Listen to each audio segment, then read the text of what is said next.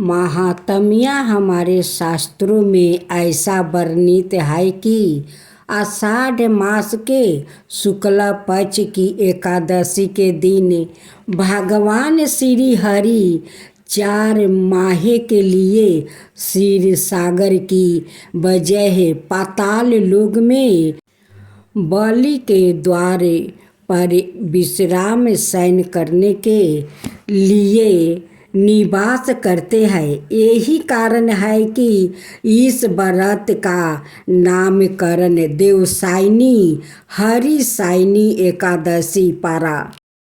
जब वो कार्तिक मास की शुक्ला एकादशी को वहाँ से लौटते हैं तो उसे देवोत्थानी एकादशी के नाम से जाना जाता है। इस प्रकार आषाढ़ से कार्तिक के बीच के 4 माह में विष्णु जी के शयन काल के दौरान किसी प्रकार का मंगलिक कार्य करना निषेध माना गया है। इसलिए इस बीच विवाह, उपनयन, गिरह प्रवेश आदि शुभ कार्य नहीं किया जाते। इसके अलावा ब्राह्मण्य वर्जित होने के कारण साधु संत सन्यासी एक ही स्थान पर रहकर तपस्या करते हैं। इस व्रत के करने से सारे पाप नष्ट होते हैं, भगवान प्रसन्न होते हैं, इच्छित वस्तु प्रदान करते हैं, यहाँ तक कि समस्त मनोकामना पूर्ण हो जाती है।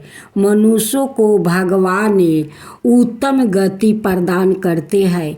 जो व्याकृत प्रति वर्ष हरि का स्मरण कर इस व्रत को करते हैं वो अंत समय में वैकुंठ लोक जाकर महाप्रलय तक आनंद करते हैं। इस व्रत की कथा पढ़ने और सुनने मात्रा से महापाप नष्ट हो जाते हैं। अब पूजा विधि। भगवान विष्णु को प्रसन्न करने के लिए आषाढ़ मास के शुक्ल पक्ष की एकादशी को यह व्रत रखा जाता है। इस दिन दैनिक कार्यों से निवृत्त होकर स्नान करके भगवान सूर्य देव को अर्घ्य दे संध्या काल में श्री हरि विष्णु की सोने, चांदी, पीतल, तांबा की मूर्ति लेकर पंचामृत से स्नान कराए। फिर उन्हें सफ़ेद वस्त्र पहनाकर सफ़ेद वर्ण की शैया पर शयन कराए। षोडशोपचार विधि के अनुसार धूप, दीप, पुष्प आदि से भगवान का पूजन आरती करे और प्रार्थना करे कि मेरे समस्त मनोरथ पूर्ण हो। व्रत के दिन उपवास करे, पलंग पर सोना, पत्नी का संग करना, झूठ बोलना, अन्न नमक ग्रहण करना त्याग दे। भगवान को फलों का भोग लगाकर भक्तों में बांट दे। संध्या काल पूजन के बाद एक समय भोजन ग्रहण करे। तुमने अति सुंदर प्रश्न किया है। मैं तुमसे ऐसे ही व्रत को विस्तार कहता हूँ। सौभाग्य की प्राप्ति के लिए स्त्रियों को 32 पूर्णमासिया का व्रत करना चाहिए। इस व्रत के करने से स्त्रियों को सौभाग्य संपत्ति मिलती है। यह व्रत अचल सौभाग्य देने वाला और भगवान शिव के प्रति मनुष्य मात्रा की भक्ति को बढ़ाने वाला है। दशोदा जी कहने लगी, हे कृष्णा, सर्वप्रथम इस व्रत को मृत्यु लोक में किसने किया था? इसके विषय में विस्तार पूर्वक मुझसे कहो। श्री कृष्णा जी कहने लगे कि इस भूमंडल पर एक अत्यंत प्रसिद्ध राजा चंद्रहास से पालित अनेक प्रकार के रत्नों से परिपूर्ण कातिका नाम की एक नगरी थी। वहाँ पर धनेश्वर नाम का एक ब्राह्मण था और उसकी स्त्री अति सुशीला रूपवती थी। दोनों ही उस नगरी में बड़े प्रेम के साथ रहते थे। घर में धन धनाए आदि की कमी नहीं थी। उनको एक बड़ा दुख था कि उनके कोई संतान नहीं थी। इस दुख से वो अत्यंत दुखित रहते थे। एक समय एक बार तपस्वी योगी उस नगरी में आया। वो योगी उस ब्राह्मण के घर को छोड़कर अनाए सब घरों से वो भिक्षा लाकर भोजन किया करता था। रूपवती से वहाँ भिक्षा नहीं लिया करता था।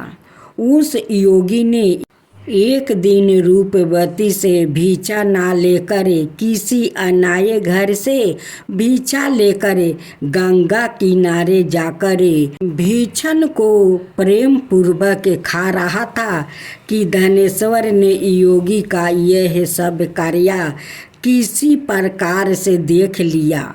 अपनी भिक्षा के अनादर से दुखी होकर धनेश्वर योगी से बोला, महात्मन, आप सब घरों से भिक्षा लेते हैं परंतु मेरे घर की भिक्षा कभी भी नहीं लेते। इसका कारण क्या है?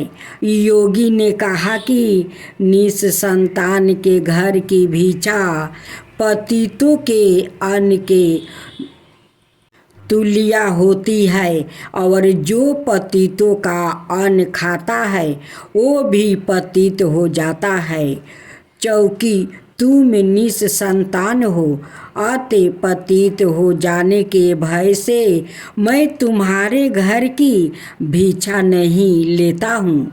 धनेश्वर यह बात सुनकर अपने मन में बहुत दुख हुआ और हाथ जोड़कर योगी के पैरों पर गिर पड़ा और अर्थ भाव से कहने लगा, हे महाराज, यदि ऐसा है तो आप मुझको पुत्र प्राप्ति का उपाय बताइए।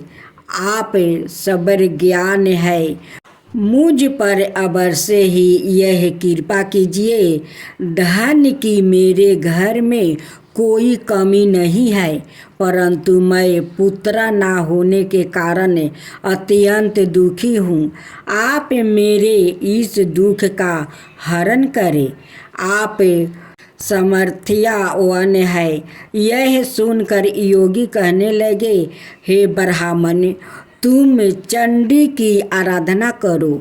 घर आकर उसने अपने स्त्री से सब वृत्तांत कहा और सवाए तप के नियमित वन में चला गया। वन में जाकर उसने चंडी की उपासना की और उपवास किया। चंडी ने 16वें दिन उसको सपने में दर्शन दिया और कहा, हे धनेश्वर, जा, तेरे पुत्र होगा परंतु वो 16 वर्ष की आयु में ही मृत्यु को प्राप्ति हो जाएगा।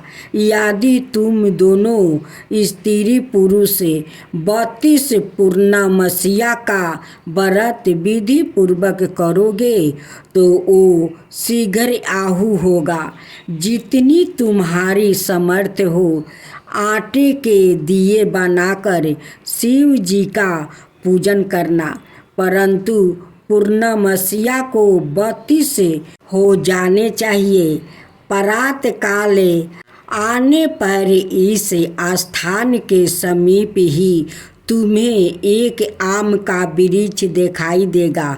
उस पर तुम चढ़कर एक फल तोड़कर शीघ्र अपने घर चले जाना। अपनी स्त्री से सब वृत्तांत कहना। ऋतु स्नान के पश्चात वो स्वच्छ होकर श्री शंकर जी का ध्यान करके उस फल को खा लेगी। तब शंकर भगवान की कृपा से उसको गर्भ हो जाएगा। जब वो ब्राह्मण प्रात काल उठा तो उसने उस स्थान के पास ही एक आम का वृक्ष देखा, जिस पर एक अत्यंत सुंदर आम का फल लगा हुआ था। उस ब्राह्मण ने उस आम के वृक्ष पर चढ़कर उस फल को तोड़ने का प्रयत्न किया, परंतु वृक्ष पर कई बार प्रयत्न करने पर भी वो ना चढ़ पाया। तब तो उस ब्राह्मण को बहुत चिंता हुई और विघ्न विनाशक श्री गणेश जी की वंदना करने लगा। हे दयानिधे, अपने भक्तों को विघ्नों का नाश करके उनके मंगल कार्य को करने वाले, दुष्टों का नाश करने वाले, रिद्धि सिद्धि के देने वाले, आप मुझ पर कृपा करके इतना बल दे दे कि मैं अपने मनोरथ को पूर्ण कर सकूं। इस प्रकार गणेश जी की प्रार्थना करने पर उनकी कृपा से धनेश्वर वृक्ष पर चढ़ गया और उसने एक अति सुंदर आम का फल देखा। उसने विचार किया कि जो वरदान से फल मिला था वो ये है कि और कोई फल दिखाई नहीं देता। उस धनेश्वर ब्राह्मण ने जल्दी से उस फल को तोड़कर अपनी स्त्री को लाकर दिया और उसकी स्त्री ने अपने पति के कथन अनुसार उस फल को खा लिया और वो गर्भवती हो गई।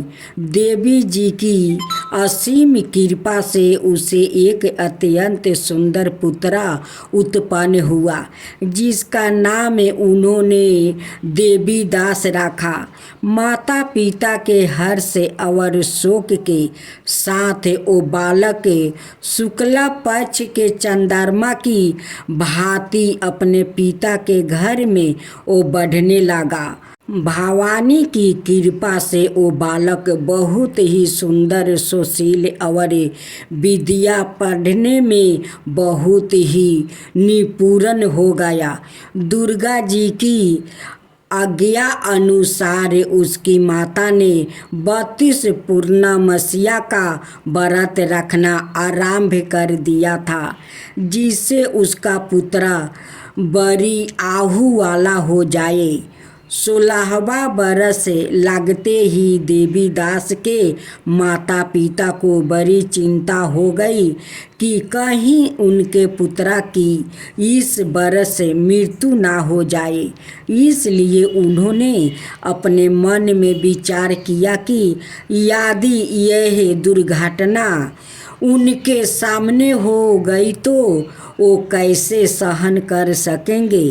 अस्तु उन्होंने देवी दास के मामा को बुलाया और कहा कि हमारी इच्छा है कि देवी दास 1 बरस तक काशी में जाकर विद्या ध्यान करे और उसको अकेला भी नहीं छोड़ना चाहिए।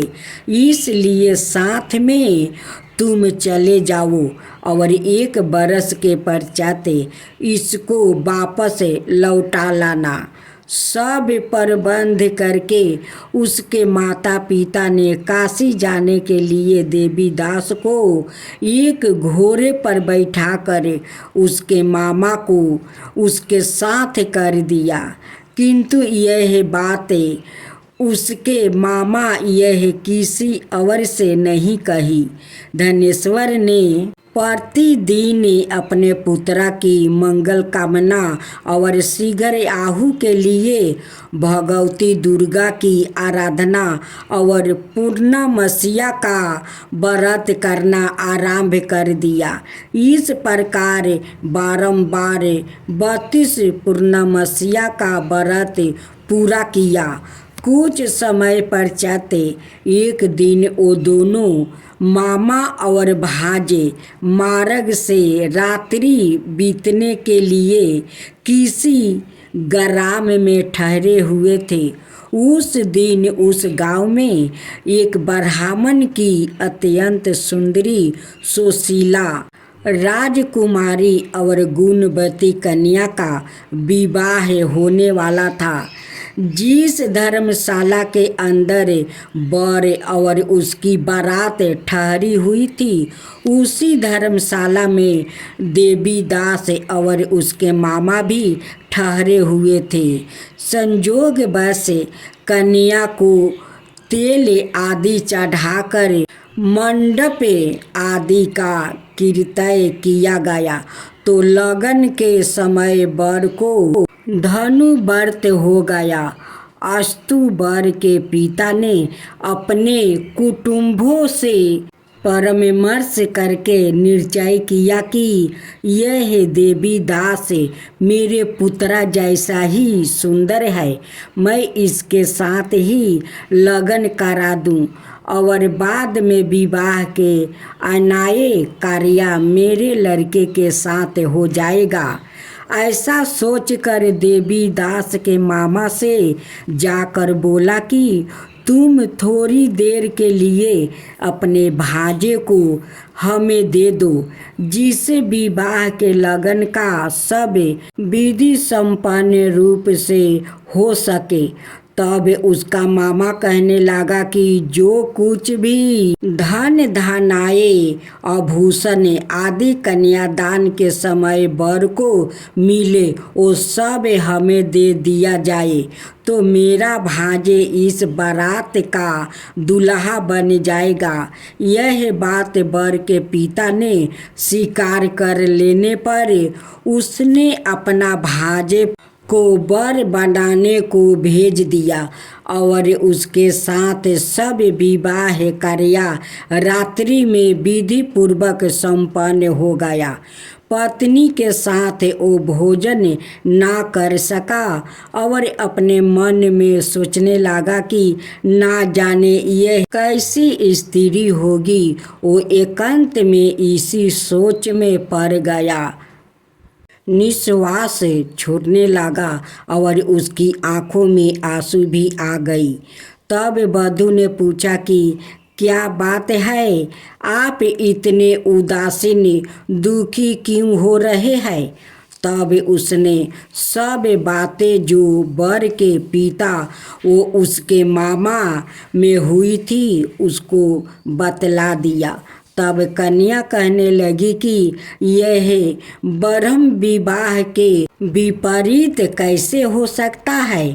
देव ब्रह्मा और अग्नि के सामने मैंने आपको ही अपना पति बनाया है, इसलिए आप ही मेरे पति हैं।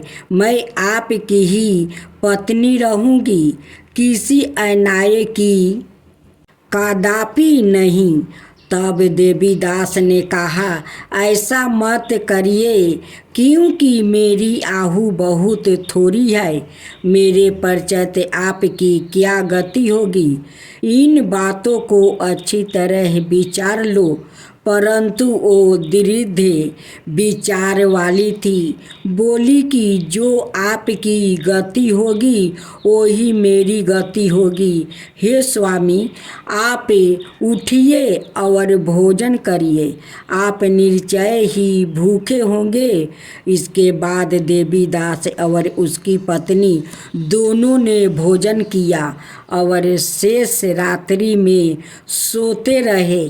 प्रातः काल देवीदास ने अपनी पत्नी को 3 नागों से जोड़ी हुई एक औंठी दी, एक रुमाल दिया और बोला, हे प्रिय, इसे लो और संकेत समझकर अस्थिर चिंत हो जाओ।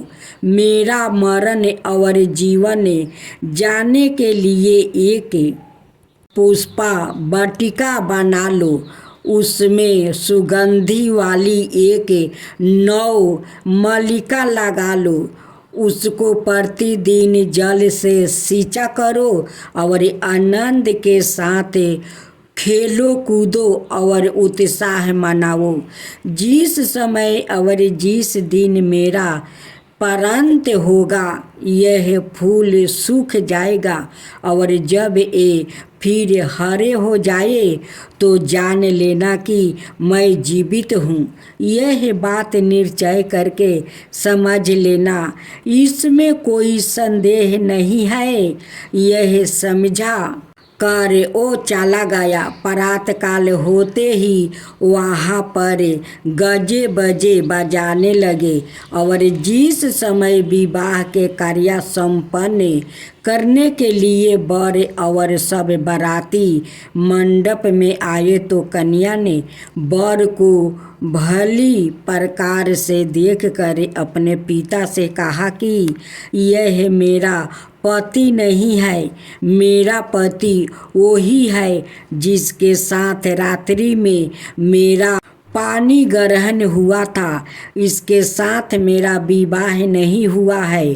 आदि यह वही है, तो बताइए कि मैंने इसको क्या दिया। मधु पकड़ और कन्यादान के समय जो मैंने भूषणादि दिए थे उन्हें दिखाइए, और रात में मैंने क्या गुप्त बातें कही थी वो सब सुनाइए। पिता ने उसके कथन अनुसार वर को बुलाया। कन्या की यह सब बातें सुनकर वो कहने लगा कि मैं कुछ नहीं जानता। इसके पश्चात लज्जित होकर वो अपना सा मुख लेकर वो चला गया और सारी बारात भी अपमानित होकर वहाँ से लौट गई। भगवान श्री कृष्णा बोले, हे माता, इस प्रकार देवीदास काशी विद्या ध्यान के लिए चला गया। जब कुछ समय बीत गया तो काल से परित होकर एक सर्प रात्रि के समय उसको डांसने के लिए वहाँ पर आया।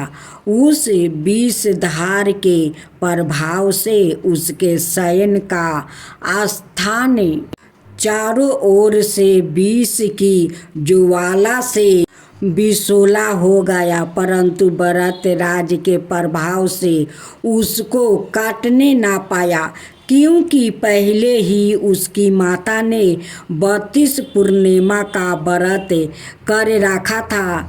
इसके बाद मध्याह्न के समय सवाए काल वहाँ पर आया और उसके शरीर से उसके प्राणों को निकालने का प्रयत्न करने लगा, जिससे वो मूर्छित होकर पृथ्वी पर गिर पड़ा। भगवान की कृपा से उसी समय पार्वती जी के साथ श्री शंकर जी वहाँ पर आ गए। उसको मूर्छित दशा में देखकर पार्वती जी ने भगवान शंकर से प्रार्थना की कि हे महाराज, इस बालक की माता ने पहले 32 पूर्णिमा का व्रत किया था, जिसके प्रभाव से हे भगवान आप इसको प्राण दान दे। भवानी के कहने पर भक्त वत्सल भगवान श्री शिव जी ने उसको प्राण दान दे दिया। इस व्रत के प्रभाव से काल को भी पीछे हटना पड़ा और देवीदास स्वस्थ होकर बैठ गया। उधर उसकी स्त्री उसके काल की प्रतीक्षा किया करती थी। जब उसने देखा कि उस पुष्पा वाटिका में पत्रा पुष्पा कुछ भी नहीं रहे तो उसको अत्यंत आश्चर्य हुआ, और जब वो वैसा ही हरी भरी हो गई तो वो जान गई कि वो जीवित हो गया है। यह देखकर वो बहुत प्रसन्न मन से अपने पिता के कहने लगी कि पिताजी, मेरे पति जीवित है, आप उनको ढूंढिए। जब 16वां बरस व्यतीत हो गया तो देवी दास भी अपने मामा के साथ काशी से चल दिया। इधर उस ससुर उसको ढूंढने के लिए अपने घर से जाने वाले ही थे कि वो दोनों मामा भांजे वहाँ पर आ गया। उसको आए देख कर उसका ससुर बड़ी प्रसन्नता के साथ अपने घर में ले आया।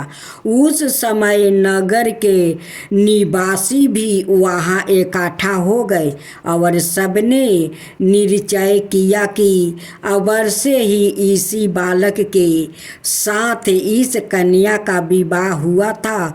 उस बालक को जब कन्या ने देखा तो पहचान लिया और कहा कि यह तो वही है जो संकेत करके गाया था। तदुपरांत सभी कहने लगे कि भला हुआ जो यह आ गया, और सब नगरवासियों ने आनंद मनाया।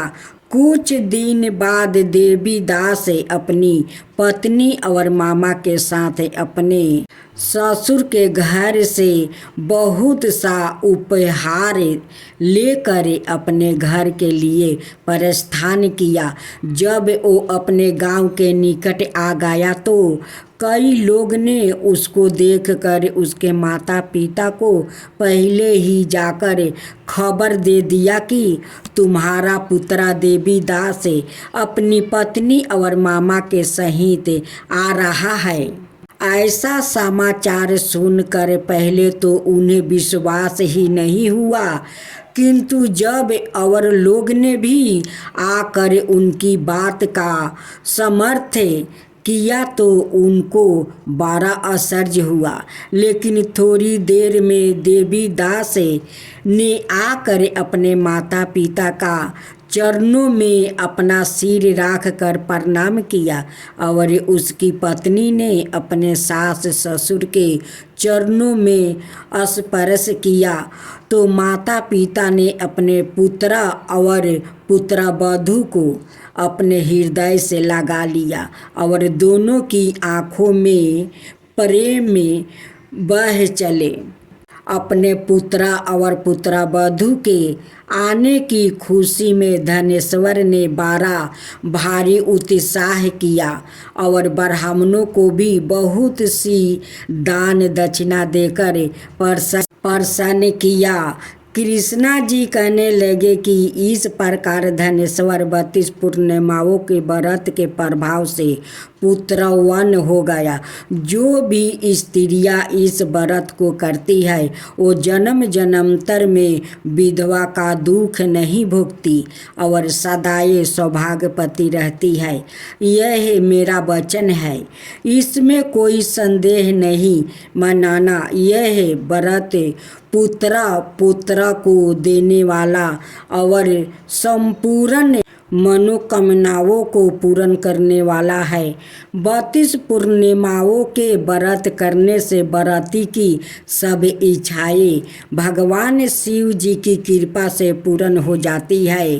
सभी प्रेम से बोले शिव शंकर भोलेनाथ की जय।